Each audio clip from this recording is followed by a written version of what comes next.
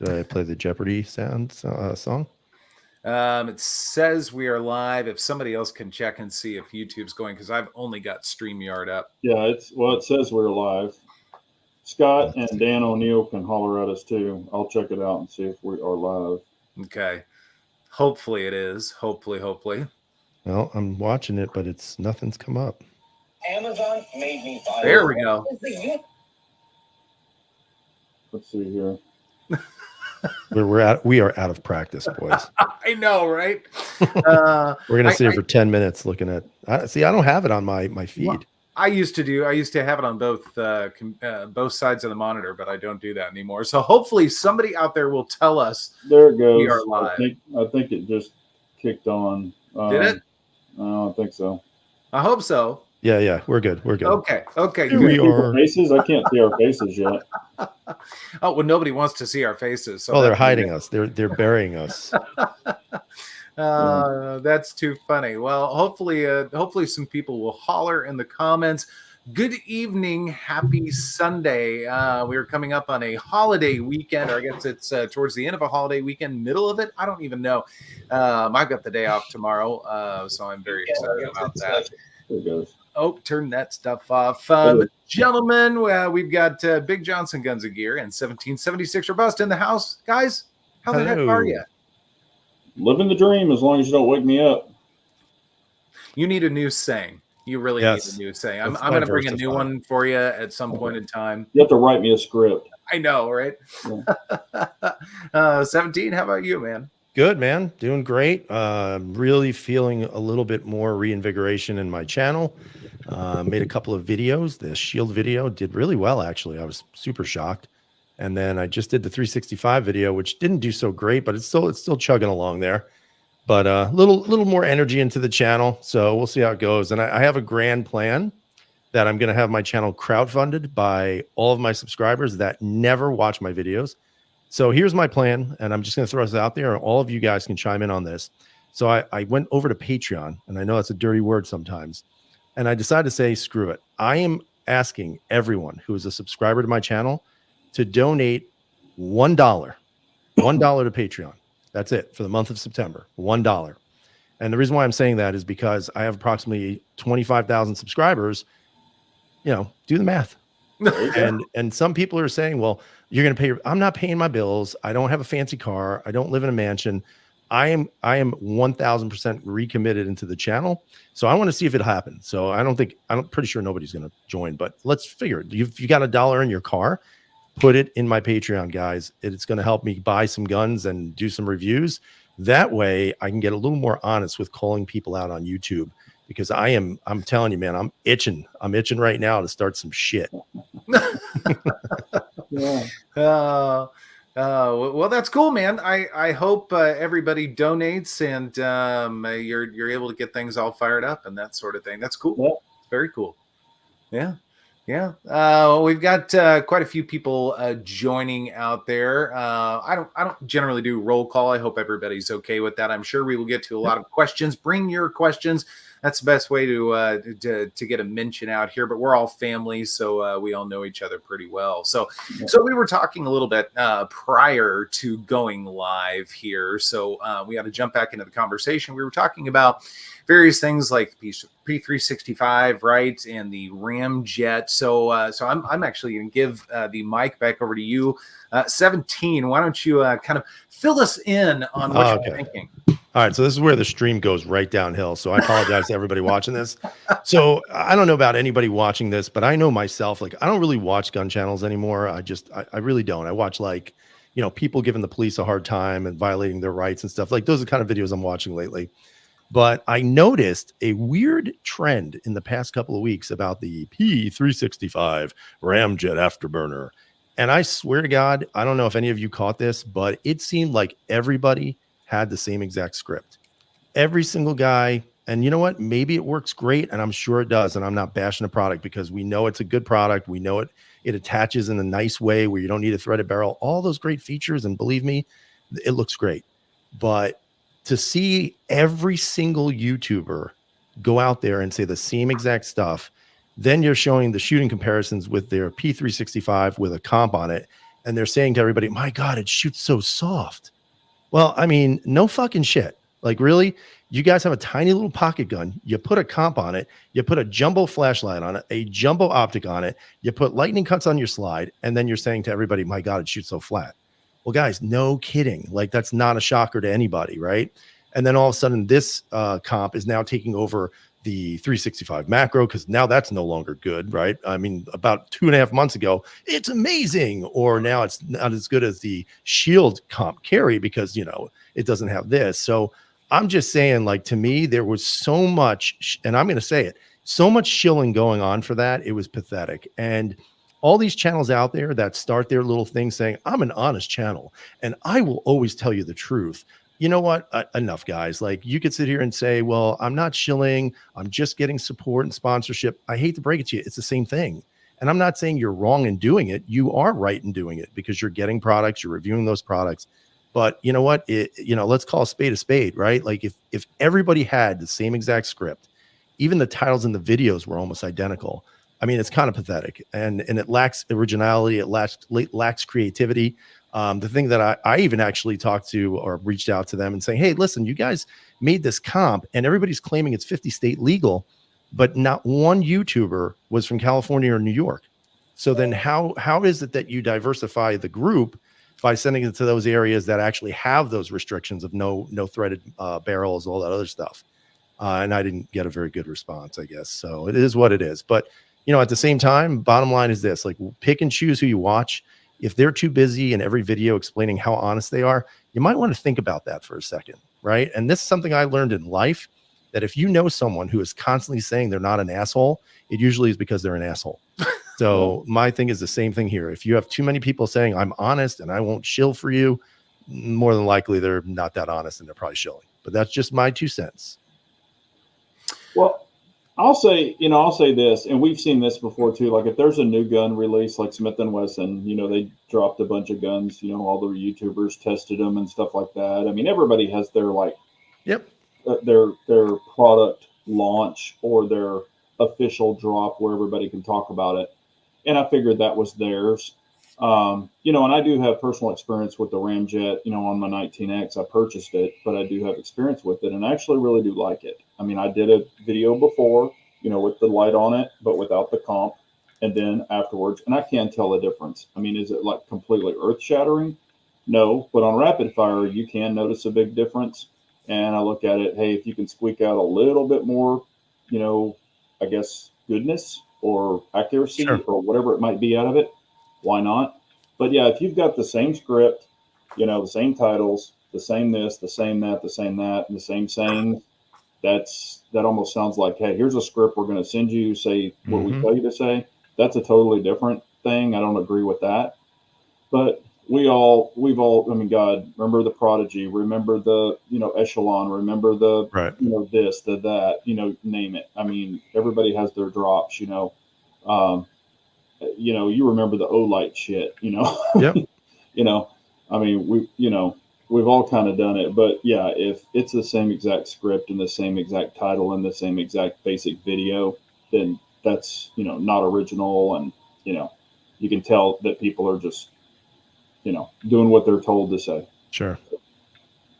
Well, so what would be, and there's some interesting comments going on, but what would be a good way to remedy that, to still be able to, because we've all had product sent to us to one degree or another, right? Now, nothing under heavy duty contract or scripted or anything. I don't think for any of us, we're not that cool. But what would be a way to remedy that? So if you were in a position where you were getting a product pre-release and you wanted to be able to, you know, put the video up just like everybody else does and everything, how would you ideally handle that situation and still be able to do the product and be in the good graces of companies? And I think that's the catch 22, right? So if you're getting something, and like, for example, if they sent something to me and they said, hey, listen, here are the talking points we want you to cover, right?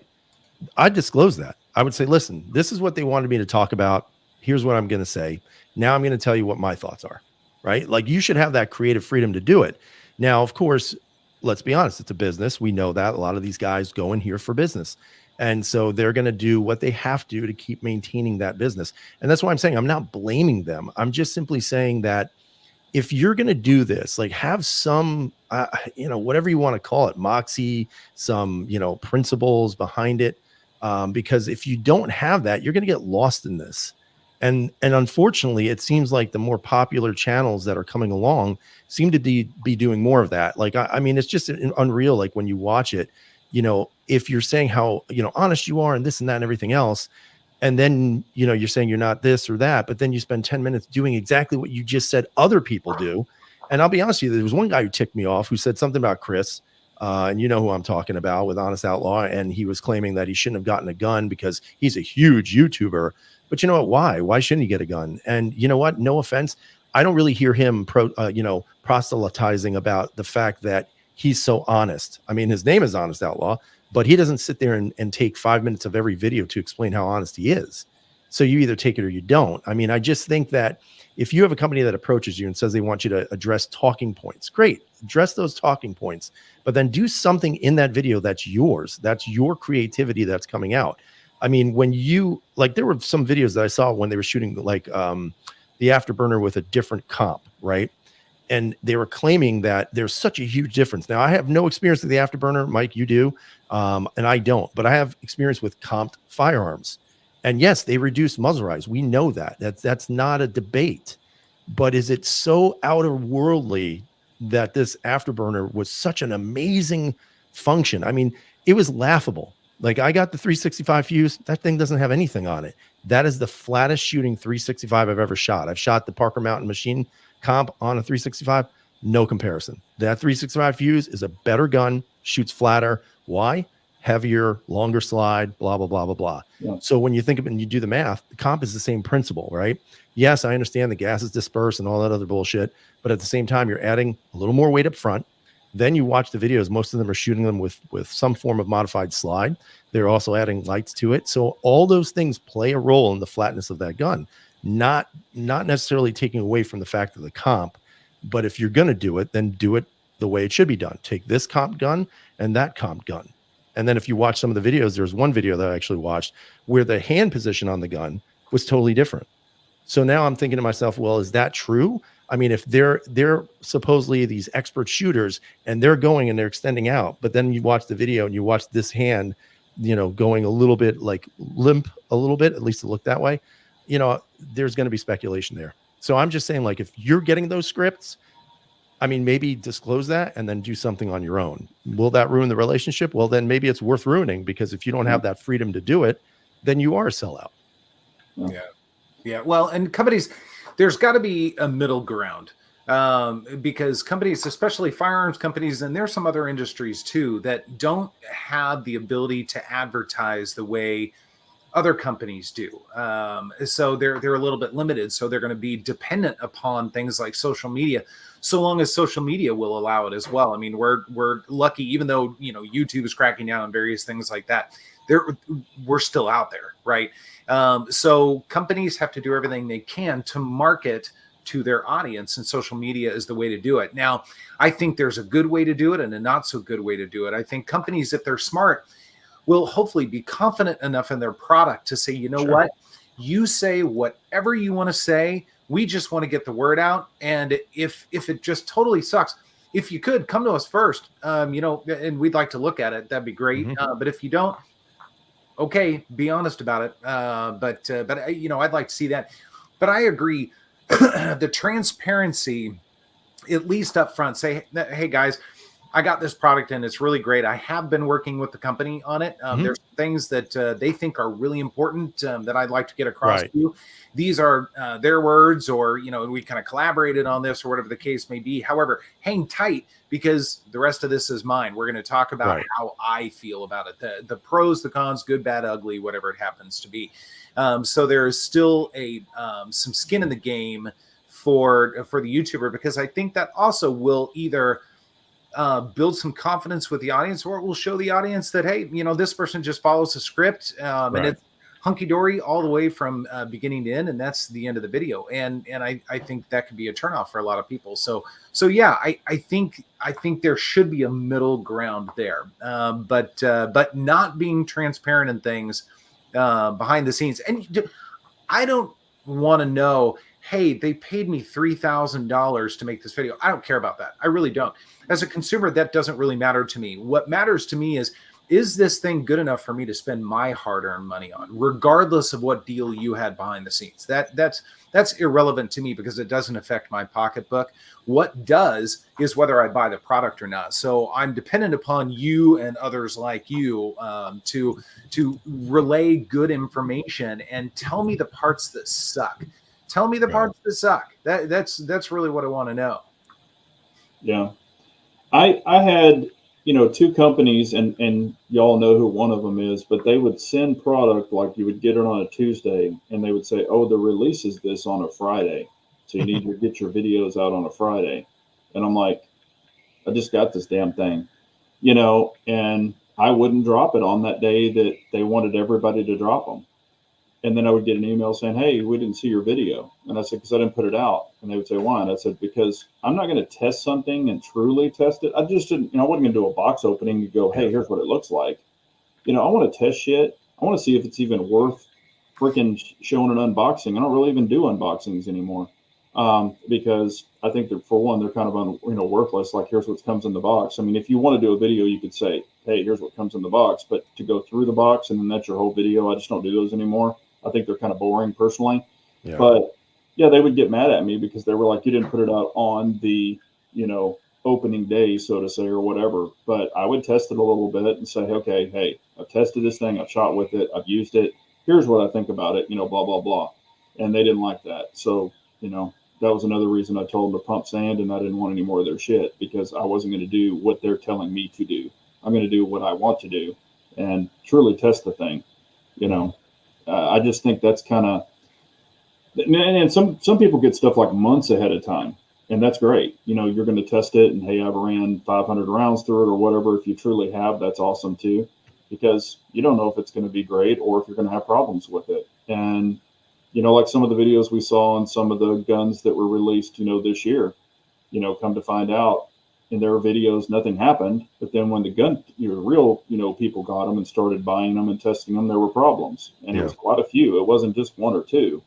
And I'm not saying they could have, had theirs cherry picked. We don't know. Right. Or maybe not. They were just lucky. But, anything can happen. That's kind of the interesting thing, also is, when the SIG 365 fuse came out, I mean, I would say probably if there were 10 videos, 8 out of the 10 had something wrong with them. And I thought that was very interesting. So like I shot mine and mine was great. I think the only issue I have are the magazines, which I explained in the video. They're just, the springing in those are incredible. So I have to take it back out because I don't trust it fully just yet because of that reason. So I'll take my Maglula this time, unlike like I did last time. But I have to say, I mean, to me, like when I look at the 365 fuse, by every stretch of the imagination, that to me has turned out to be one of their best versions of it. I'm not sure why people were having so many problems. I mean, I had the loose magwell and the backstrap on mine, and I actually called SIG and I said to him, "Hey, listen, like, what's the protocol for something like this? I mean, it's not a major deal. I mean, right now it's functional, and I really like the gun, but they said I'd have to send it back for 2 weeks and then get it back, and I'm like, Jesus, just for a backstrap and a magwell." So I chose not to do that, and then I wound up getting a new part. So I'm in a shield right now for Tyrant CNC, and to me, like, I like that company because they never ask me to do any videos, nothing. They just say, hey, you want something? And I'm like, okay. And they say, hey, if you don't mind, maybe post a picture, something like that. That's it. Like, to me, those are the people that I like working with or dealing with because there is really no high expectation or demand of what they want from you. I just think right now, I think some people in YouTube land are seeing that this can be a windfall for people, especially if they're very clever with the, photography and the videography and the editing and just all that stuff. And if they have a better, presentation, something that's a little bit more catchy and eye appealing. And I think people are seeing that and they're actually abusing that a little bit because other than that, there really is nothing else they have to offer except for claiming they're so awesome and free of of being bought and paid for. And, you know, it's disappointing, but I guess it's the normal evolution of things right now. Yeah. Interesting. Sorry, I've been throwing up comments because I know we haven't been able to acknowledge people as much as we normally do. So I've been trying to throw up some interesting comments here.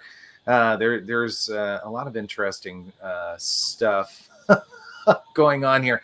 I did want to change for just a second. Of course, we can come back if we want, but Killa had asked a question very early on. I told him we'd get to this super quick. Hey, fellas, your experience and opinion on Tisas DS1911. Have you guys seen one, handled one, anything like that? I have not, but I do have that PX9 from them, and that thing's been great. Although some people will harp that they're pieces of garbage, but I mean, that thing has been very reliable. So I could only assume that their 1911s would be reliable. I shot the Night Stalker, the Tisas Night Stalker double stack, I guess 2011. I was actually really impressed with it. Trigger was pretty decent. It wasn't like a 3.5 pound trigger, but it was pretty nice. It was super light, which I was actually really impressed by. The grips needed to be changed, but that could be, you could change those out. But I mean, the gun ran good for me. I shot a couple of mags on video. I shot it after the video. I shot like 2 more mags through it. And then I've since checked with Brian. He owns the gun.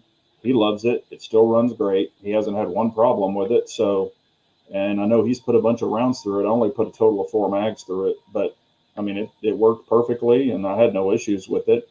I mean, I would not be ashamed to own that gun, but that's the only, that one. And I tried, their upper tier one? Was it called the Mac or something like that, MAP or something? It was their higher end one. I did play with that and the slide. Now this was straight out of the, just getting it out of the gun store, out of their display case and playing with it. The slide was really gritty. The trigger was horrible. But granted, after you shoot it, that could have gotten better. I didn't shoot that particular one, but I wasn't impressed with that one like I was the Night Stalker. But then again, I got to shoot the Night Stalker, so that could have been, totally different. But having one of my own, I have not.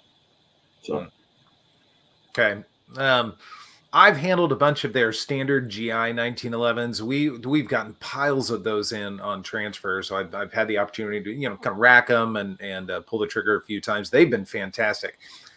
I don't think I've ever seen a DS from them, so I have zero experience there. But I've been very impressed with the quality of their very basic 1911s. They're super inexpensive, but they feel really good. So assuming they fire, I feel like they're a pretty good deal for people, especially if you want to dip your toes into 1911s and you don't want to spend a lot of money. Right. It's a great way to do it. There are no MIM parts in them either. So that is one benefit. They use no MIM parts, so that's not a negative thing at all. I would definitely. Yeah, I think at one time something in their safety was, and then they changed it and they went no longer using MIMs because somebody claimed that it was MIM parting, but that was it was incorrect. That's the one, the Mac 9. That's the one I played with that was in the gun case. So. And that also has to bring up the next part of this, KS, is that when you're looking at guns as a whole, I mean, there is obviously a high end amount of guns out there. There's no doubt. I mean, you own a lot of them, and I know like that Platypus is beautiful. Only a couple. Only a couple. All right, a couple more than I do, that's for sure. But the Platypus is like a beautiful gun. I love that thing. To me, that's the one gun that makes the most sense out of any kind of like 2011 platform. The fact that you're using Glock magazines, which is like the universal magazine. But I also think like there's definitely something to be said about a lot of the lesser expensive firearms that are out there. I mean, they're extremely competitive guns. And again, it's about politics too. Some people don't want it because, it's made in this country or that country or whatever. But, at the end of the day, I mean, to me, like there is no such thing anymore, unless it's maybe a Sky or something, that when you buy a less affordable firearm, it means shit. You know what I mean? It's almost like you've got to really, you can vet it. And I think for the most part, the Tisas lineup as a whole is turning out to be really quality stuff. Sure. Absolutely. I mean, Tisas or however you want to say it, Gear Son's another one that's really good. Yeah. Listen, I'm all for competition and especially for the more affordable firearms, giving people more options because it forces all of the companies to do better. right? Right. To try and give more options, to do more for the money. I mean, that's one of the reasons why Canik, I think, generally speaking, has done so well. Right. And people talk about them often. They give people a lot for the money. And that's a big deal. They're giving optics cuts and steel sights and sometimes an extra magazine or repair kits Yep. or a holster or sometimes all of it in one box Right. for, Right. you know, Special $500-$600. Cerakoting. I mean, you name it. Well, And that's right. you're getting a Yeah, great deal. that's exactly right. So no, I'm all for it. Don't get me wrong. Higher end guns can be fantastic. I oftentimes you get what you pay for Sure. with firearms, but at the same time, if you can walk away with a $400 1911 and it performs and it shoots well, it's got a decent trigger, it's a win. It Right. absolutely is a win, and I'm for that as well. Yeah. Good. Yeah, I don't think there's anything wrong with that. Especially, you know, as long as you get it, like we've all said, test it, vet it, make sure it runs the ammo you want it to run, hollow points, etc. And you know, if it works for you, roll with it. How can I ask you guys a question? Have you been kind of I mean, I don't know, I guess in a way surprised about just how quiet Glock has been? And what I mean by that is that there really has not been much rattling. I mean, again, I'm not an insider or anything, but I'm really surprised, like with a lot of the stuff that's being put out there. I mean, a lot of lines now are moving to slides that have built-in compensation or whatever the fuck you want to call it, comps. Yeah. You know, even with the Springfield lineup, now they're looking at adding optics to their old lines of 1911. So like you're starting to see like a lot of different trends.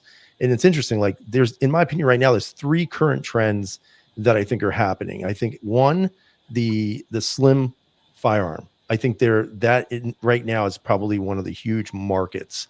I think Sig's got it so damn good right now. I think Smith with the reintroduction of the newer version of the Shield, even with the Bodyguard, that's a skinny little guy, right? But I also think you have your 2011 market that's now huge and booming, from top tier to even the lower tier. But I also wonder if like now you're starting to see slides with comps on them built onto them, courtesy Sig, courtesy the Prodigy now. Those are the three trends that I'm seeing. So the only thing I'm not seeing is anything really like from Glock or even HK. I mean, we could say that. I mean, we dare not speak them publicly, but it's really interesting how slow to the punch Glock has been in the market. Even though I know everyone's gonna say, well, Glock, Glock, Glock, but I'm sorry, man, they're just not as impressive as they used to be, and even if they ever were. Well, I have a theory on that, but Big Johnson, what do you think? Well, I think with the passing, of Gaston, I think, and this is what I think they've been waiting to ramp up some things.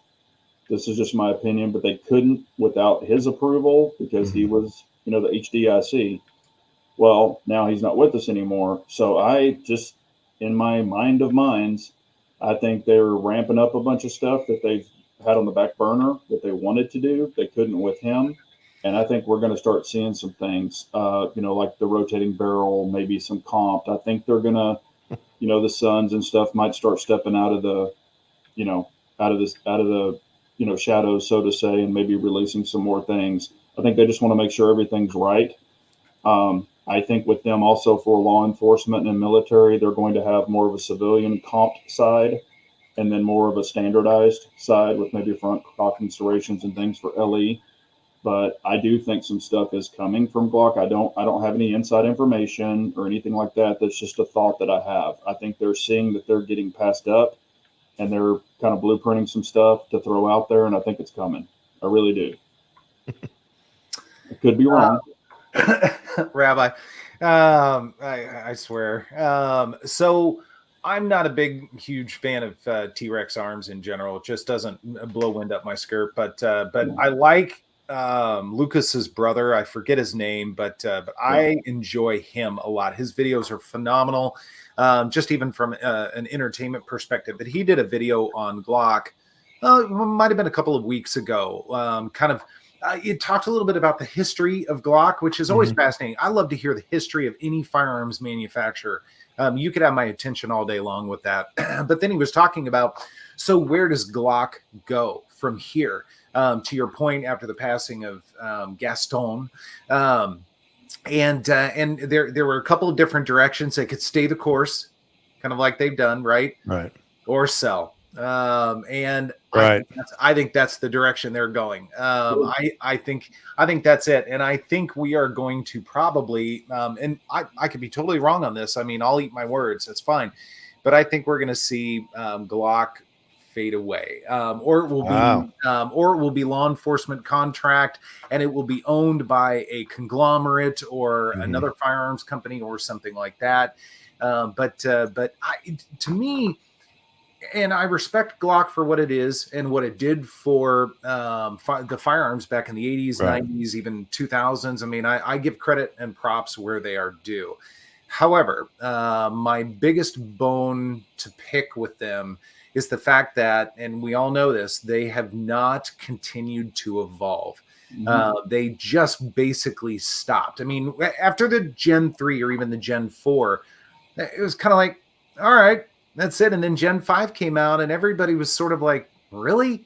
That's it? Yeah. You remove some finger grooves. You change the trigger geometry just a little bit. Congratulations. That was kind of a big change for them. Whoa.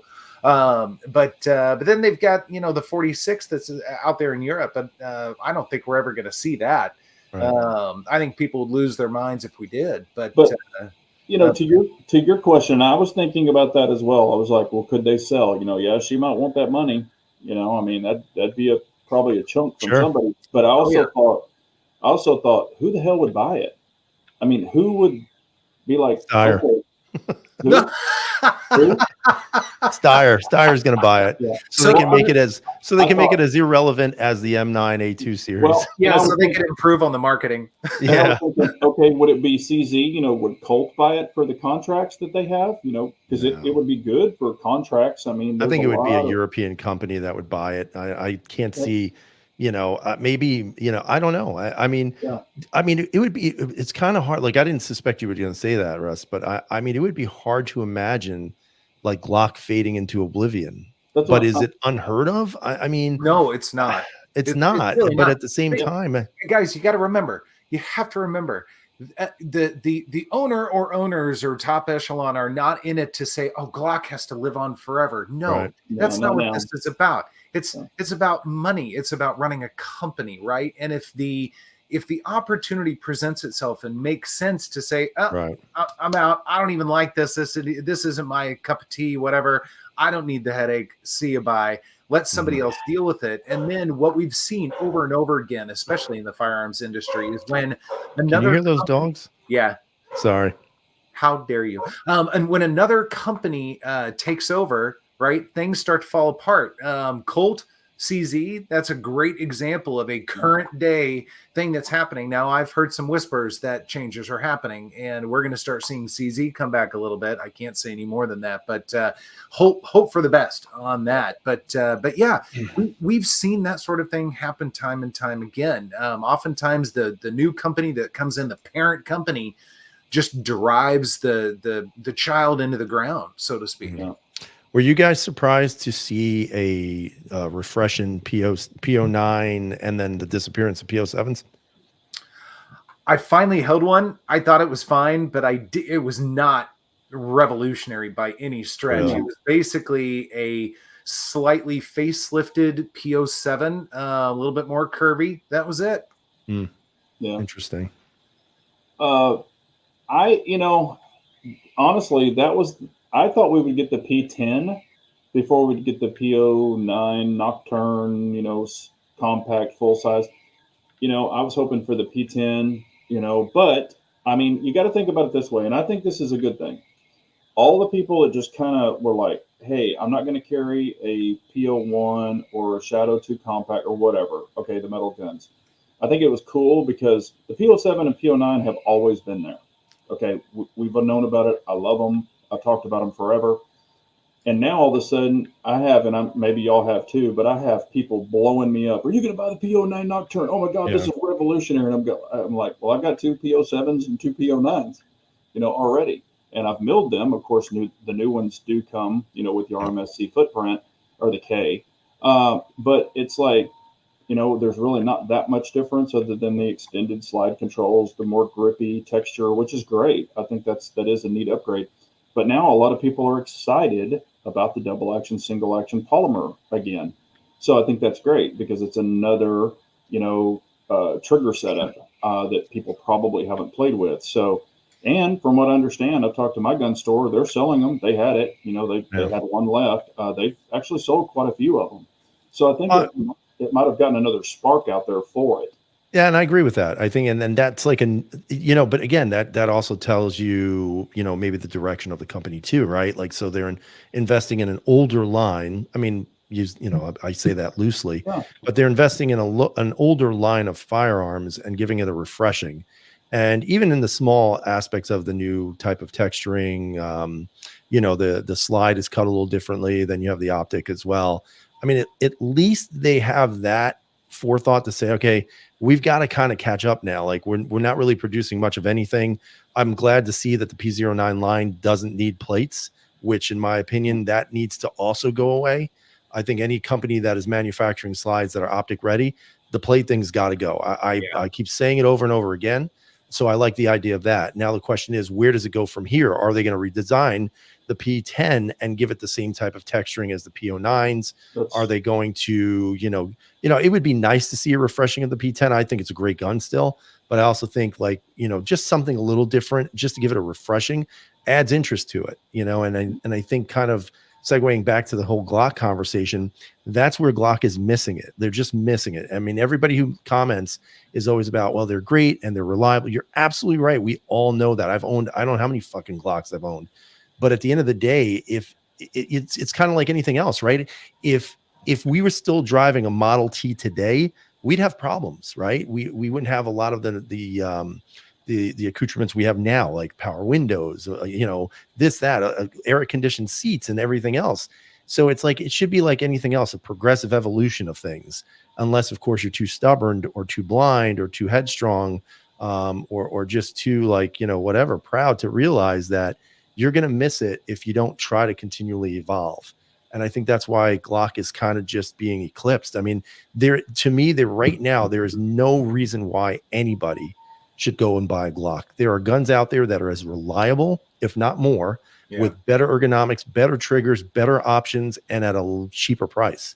So, it's kind of a shame. Like, I like Glocks. My favorite Glock of all time, 19X. In my opinion, that gun was just the right gun. But fast forward now, we've got a threaded 19X with an optic, which you need a plate for. So again, you're kind of missing it. Well, and I remember Russ or, KS. I remember when we did this, way back when, and we were talking about Glock's revolutionary front serrations. Remember when you go, hey, I got the summer edition. With the front yeah. I remember that. That was Glock's, hey, we did this. Well, now the P09 Nocturne, they kind of just revamped something, they're kind of fallen in Glock, world, so to say.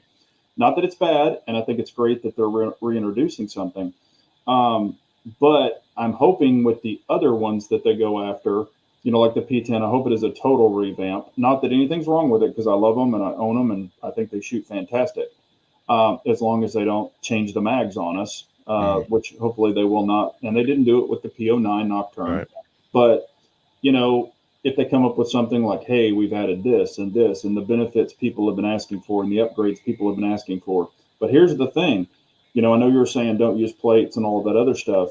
I mean, that's why I can appreciate a company such as Shadow Systems, okay, where you can run the small footprint if you want, or you can run the larger footprint. So you kind of get those options and that's kind of where some of them fall in. You have to use a plate if you want the RMSC or the whatever, because there are so many damn optics out there, and some of them, we got Delta Point Pro with a footprint.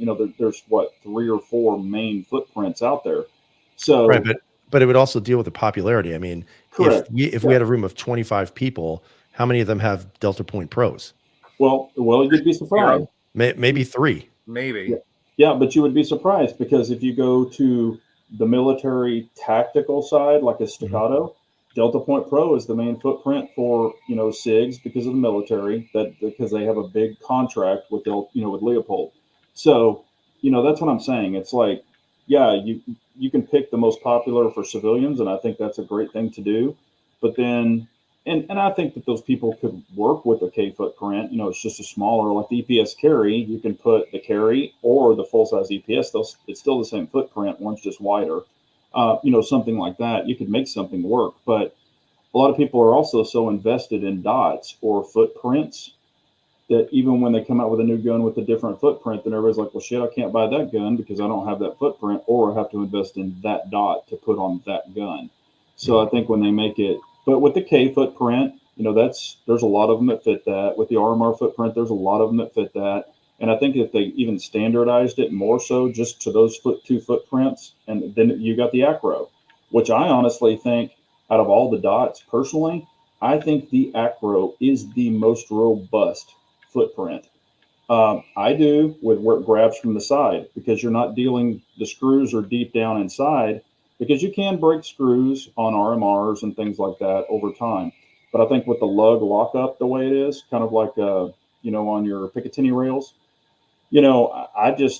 I've never ever had one of those ever come loose, even with a regular plate system for an Acro or the Steiner, so to say. Where some of the other ones can come loose over a period of time. Not saying they're the best in the world, but I do like them a lot. But then that's another one, because of the military, they would have to, and a lot of those are adaptable to plates. We know that. Even if you go RMR, you can go RMR to Acro. But I think with trying to kind of simplify these, and that really goes back to the optic people. If optic people are going to make optics, they need to have one of these three standardized, so to say, footprints, and not just come out with something totally weird. Such as I've seen with some of the Chinese optics, where they're kind of like an Acro, but they're not an Acro. It looks like an Acro, so you have to have their plate for that. So Who makes the Acro? Aimpoint. Okay. Is that it's British, isn't it? Isn't Aimpoint British? No, they're made in Switzerland? I don't remember. Yeah, I think they're Switzerland, but Gotcha. they're counted as I guess a friendly. I think they're made in Switzerland, but some of their parts are made in America or something like that. Right. But anyway, but like I said, I'm just saying, if we could simplify some more of the optics and just everybody build around those optic mounts, so to say, I think that's going to be even better. And I know Trigicon does and stuff like that, but like when they came out with the RMR, or what it was, RMCC, their own weird footprint that didn't take off, so whatever.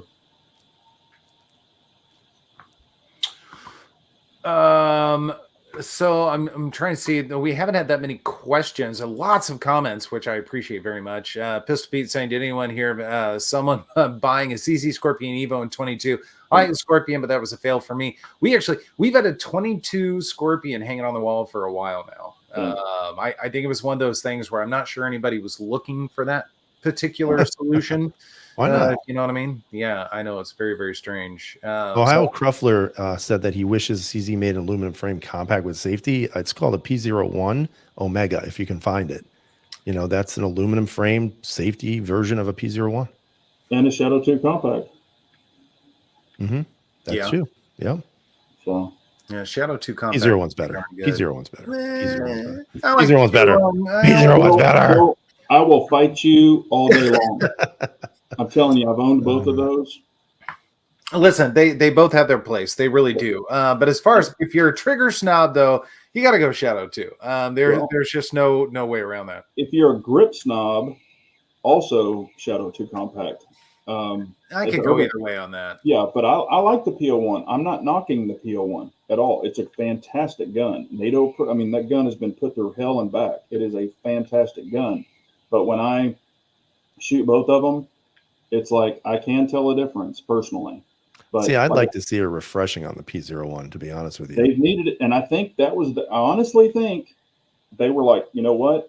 We're not going to mess with the P01 because they've got all the contracts over in the Czech Republic, the military. Yeah. A lot of people use that P01, so I don't think they want to dabble with that one. And it's sort of like the SIG Legacy Classics and all that other shit, why touch something that is so great? I think that's why they introduced the Shadow 2 compact, not to interfere with the contracts they got on the P01 and the longevity of that gun. But I think when they adopted this, a lot of people, even Hell Humble, was like, "Oh, if you've got the P01, you don't do it." And I understand that. If you're only invested in P01, hey, that's cool. But if you don't have either one of them, that's where I will stand up and say, jump into the Shadow 2. It is Let more me money. let me ask you this. I mean, you guys have probably more experience with the Shadow 2 compact than I do because I don't have any. But is the price point that much worth it than a P01's price point? I honestly think it is. Yeah, I do too.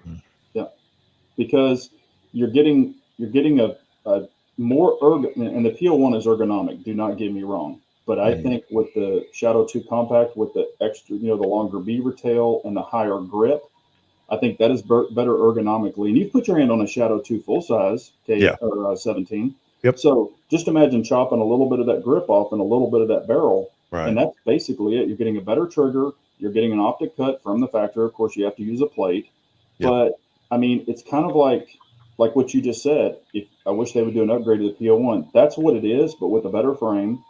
I mean, more ergonomic, more Right. sheed frame, whatever you want to call it.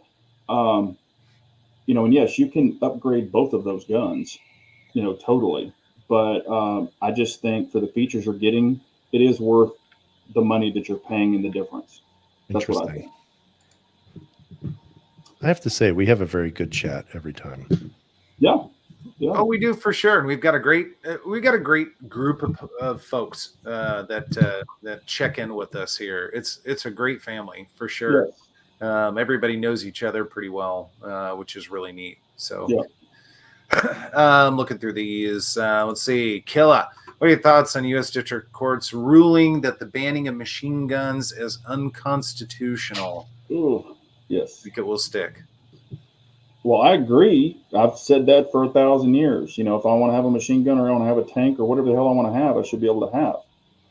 But will it stick? I mean, we're dealing with an alphabet agency that's going to tie it up forever and a day.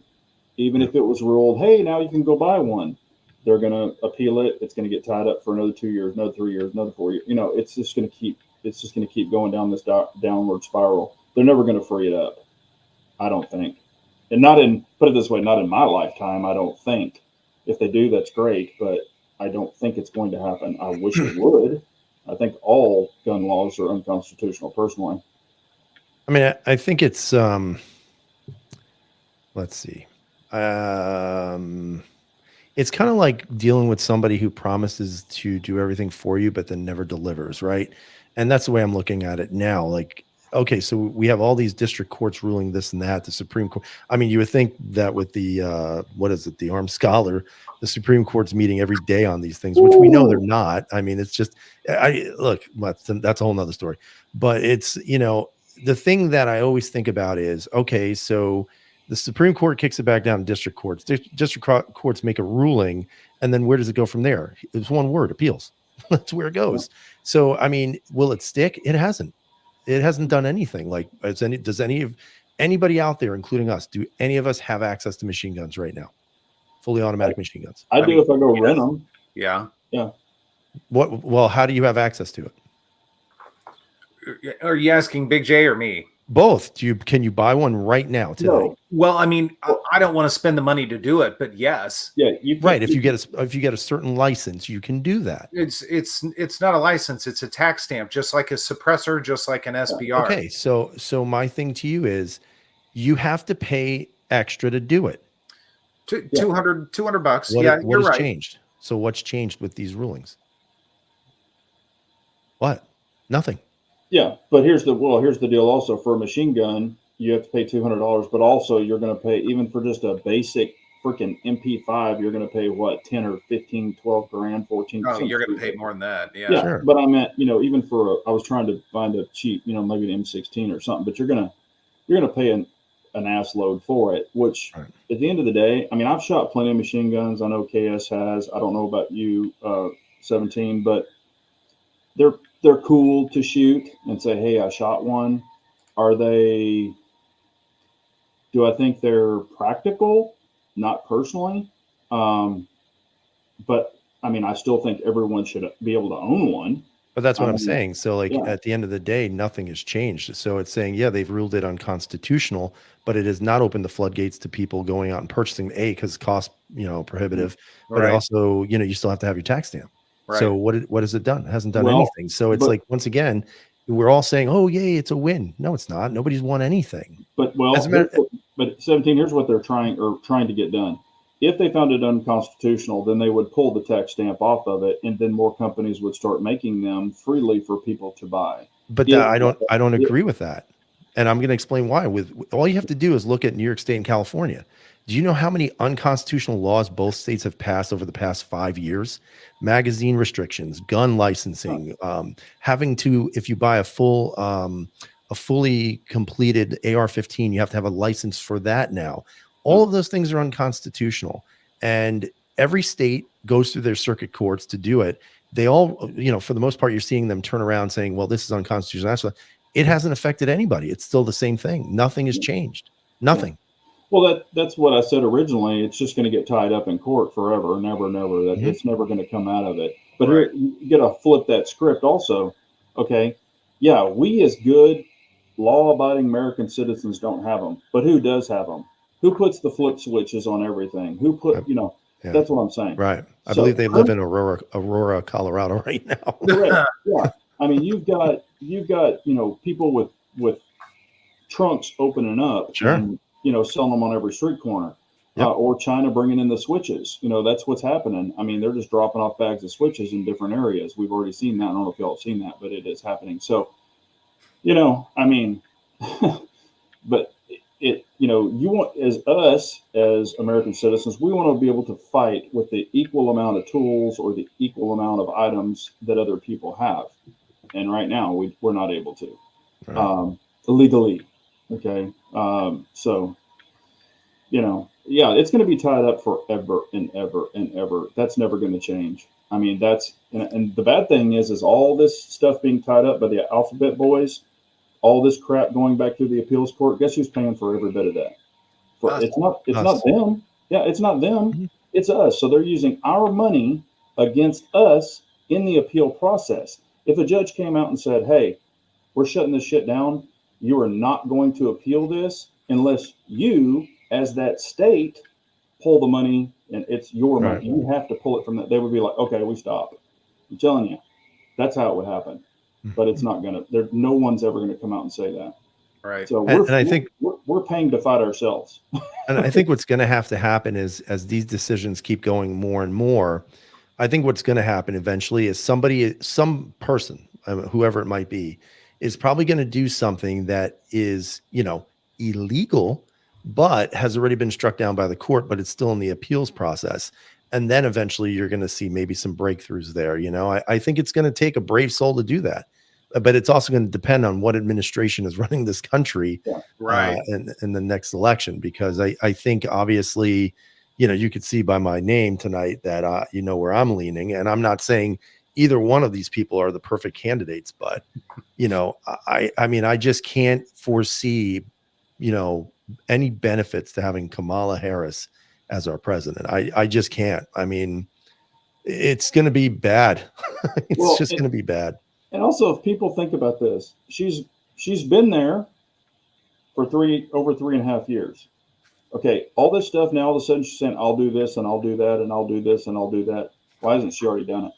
Right. She's had 3.5 years to do it. So all these people are saying, "I'm voting for her. Oh, she's going to do this." She hasn't done shit. Okay. Yeah, but if the mainstream media isn't plugging any of that, then it doesn't matter. We're not going against her here. We're going against a machine. We are. It really is true. She is nothing but a puppet. Yep. They all are. They're all puppets. Every single one of them. Very true. It's very true. Yeah. Well, so I'll ask the famous question, because I know we're rolling up on an hour here in just a moment. But is anybody eyeing anything that's caught your fancy, or expecting anything rolling in anytime soon? Any fun stuff coming up, gun related? So I actually had a very, very popular company reach out to me, and I'll give him a shout out. Johnny from, well, I don't know what his channel is anymore, if it's 180 seconds. Johnny B. Johnny B. So Johnny B actually texted me one day asking me if he could pass my name along to a company. So I said, okay. I mean, whatever. And then within a month I had CMMG. He didn't tell me who it was. So I was really surprised. And apparently they want to, kind of branch out into the unfree states of New York. So the BR4 is out. It's a New York State compliant one. Absolutely beautiful. I have it actually, and I haven't shot it. I just picked it up the other day. So I'm really excited about that. So that's going to be coming. I actually got a couple of uppers from Bear Creek Arsenal, and you guys can say what you want about them, but I've kind of looked through it. I've attached it. I've had one issue with a lower mating to it, but so far the production looks really nice on them. So I'll be shooting those. Got to go back to the drawing board with the fuse, make sure I can get 10 rounds through those damn things. Like I said, I'm just trying to rebirth the channel, I guess. It's been a long time. I mean, obviously my son went to college, so there's been a little more time in my life, but now my daughter is a senior this year. So, expect to have some time with that. But like I said at the beginning of the channel, like I'm not kidding. Like all you got to do, go to my Patreon, $1 a month. That's it. One friggin' dollar. And then we're going to see where this goes. And I'm going to buy like 8 platypuses and oracles and all this other bullshit. And then I'm going to shoot the crap out of them. And then I'm going to give them away. There you That's go. what I want to do. Okay. Do your Patreons. Yes. Yes. Yep. Yeah. I do have another gun. I've been having a lot of fun with the CZ Shadow 2. Really enjoying it. I mean, I think everybody knows that. I do have another gun that's being sent in to test by a company that, I'm going to put it through the paces, see what I think about it. It's a gun that nobody would expect that I would try, but I was like, okay, I'm interested in it. So we're going to see what I think about it. I don't want to say anything yet because I do want to kind of play around with it. I haven't gotten it yet. It should be next week, hopefully. But I do want to kind of play around with it, see what I think. Everything's going to be recorded, first shots, all that. I'm not going to leave anybody hanging. I'm not going to go out there and shoot it on my own and not film anything because it could have some hiccups. It might not. I don't know yet. I did have another gun that was sent in quite a while ago. It was a piece of shit, just being honest with you. I'm not trying to bash anybody, but I did not proceed with it. You would run it, it would get a little hot because I like to run shit fast to see how it'll handle it, and it couldn't handle it. And so that gun is no longer with me. It's gone. I actually didn't have to send it back, but I sent it back. So I'm like, nope, not messing with this one. It's a piece of shit. And I'm not even going to say who it is because I don't want nobody that I know has bought it, put it that way. And I don't see it in the realm of YouTube. So I'm not worried about any of y'all buying it because it's kind of a weird oddball. But I've got some more stuff that I'm going to be testing. And I do have something that's being built right now. So it is something I've thought about having built for a really, really long time. So I'm super excited about it, and I'm paying for it. But it's not cheap, but I want it done right. And so I've got a company that I'm kind of working with them. They are going to do some of the labor for free, but I'm still paying a lot for it. But I want this one done up, and we'll see how it turns out. So I'm pretty excited about it. It's probably going to take they've already told me about 2.5 months with everything that we're doing to it. So it's not going to be a quickie, but I'm excited about it. Wow, Steven's got that eyeball going on, doesn't he? I just thought, whoa. Yeah. The Eye of Horus. Yeah. Oh, that's funny. What about you, KS? When Well, your videos? When's the videos coming back? I'm dealing with this right now. What's going on with you? I did a stupid. Same hand that I had surgery on, I bent my wrist all the way backwards a couple of weeks ago. Quite unpleasant, to say the very least. And of How course, did you do it? How did you do it? I was not paying attention and ran into something full force, and my hand took my entire weight. First stage of getting old. Not the first, but one of many. You can say bar fight or something cool. Yeah. So unfortunately, so I've got the staccato P coming in on Tuesday, and of course, I can't do anything right now. It's just torture because I want to get the platypus back out. I want to get the staccato. I mean, there's all sorts of stuff I want to do, but it's going to be a little while before that is going to happen. But that's it. I've been toying with a couple of different things. I'm still toying with the idea of a new revolver. I like that 686 competitor. I think it's just a ridiculous looking firearm, and I kind of like that. But I thought about designing another platypus because I think they do such a wonderful job. But the wait, I mean, it'd be a 5 to 6 month wait at this point. Mhm. That's pretty brutal. They need to hire some more folks over there. But yeah, that's it for the time being. That's all I've got going on. I'm a little bit boring in the gun realm right now, unfortunately. So once I have a hand back, it'll probably be just fine. Well, you know what? I'll tell you, since you have a bum hand, perfect time to do videos. Yeah, right. Yeah, no, I've still got some plans there. We'll see when that comes. I want a little bit more data though before I do anything. Is the platypus would probably be the first video I would do. You got data on. You got data on that. Yeah. No, I want more data for me, more Understand. shooting data. So I understand. I've got exactly one magazine through it, and that is not enough. It's not enough for me. So, but anyways, Rangerton, one hand is sideways. Yeah, there you go. Just like that. But anyways, well, guys, we're at the hour, so why don't we call it clean at 8 p.m. Central Standard Time. Listen, we want to thank every single one of you guys for hanging out with us, spending a Sunday evening chatting about the world of firearms and everything Pew. And I want to thank my fellow brothers here, Big Johnson, 1776, or Don't Vote Kamala, Yes. for joining. Really appreciate you guys. We're going to try and do this more often. We have such a good time together. And we really appreciate you guys tuning in. Yeah, definitely. Appreciate Good time. Thanks, everybody. All right. All right. Have a good night, Thanks, guys. Have a good night. Thanks.